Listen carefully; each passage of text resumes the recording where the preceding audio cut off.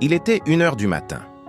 Dans un vol de nuit quittant New York pour Paris, une jeune femme nommée Elisa était assise près du hublot, regardant le ciel étoilé au-dessus des nuages. Elle rentrait d'un voyage missionnaire, fatiguée, mais le cœur en paix.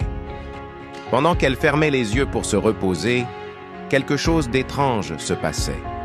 Dans la dernière rangée de l'avion, 7 femmes, assises côte à côte, toutes vêtues de noir, les yeux fermés, marmonnaient des paroles incompréhensibles.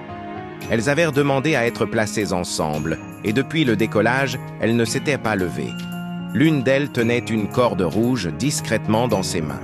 Une autre tenait un bijou en forme de crâne. Ce n'était pas un simple voyage, c'était une mission.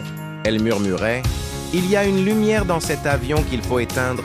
Elle est jeune, mais dangereuse pour nous. » Elle parlait d'Elisa, sans qu'elle ne le sache. Mais soudain, toujours assise à sa place, Elisa sentit son cœur battre anormalement vite. Une voix douce lui souffla à l'oreille « Lève-toi et prie maintenant. Tu ne voyages pas seule. » Elle obéit. Sans même savoir pourquoi, elle se leva, alla dans les toilettes, s'enferma, posa sa main sur la porte et commença à prier. « Seigneur, je ne sais pas ce qui se passe, mais je te livre ce vol, chaque passager, chaque esprit.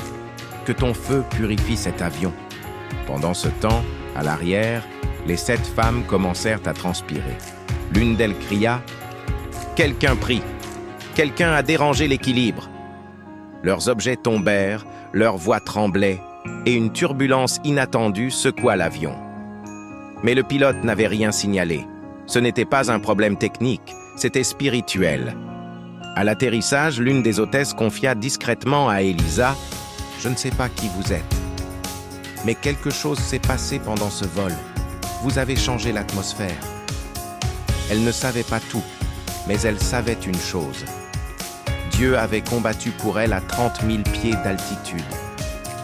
Si toi aussi tu crois que Dieu peut te défendre même dans les airs, écris Amen et partage cette histoire, parce qu'aucun pouvoir de l'ennemi ne peut résister à la puissance de Dieu.